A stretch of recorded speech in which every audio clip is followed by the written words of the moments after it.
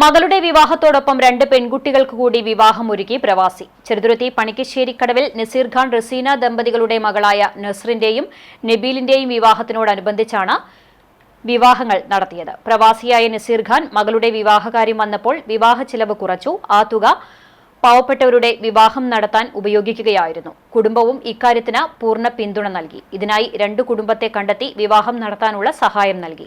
മകളുടെ വിവാഹ ദിവസം തന്നെ ചെറുതുരുത്തി നിവാസികളായ സുചിത്രയുടെയും പ്രവീണിന്റെയും താലികെട്ടും മകളുടെ വിവാഹവേദിയിൽ പുതുശ്ശേരി സ്വദേശിനി ജന്നത്തുൽ ഫിർദോസിന്റെയും മുഹമ്മദ് ഷഫീറിന്റെയും നിക്കാഹും നടന്നു.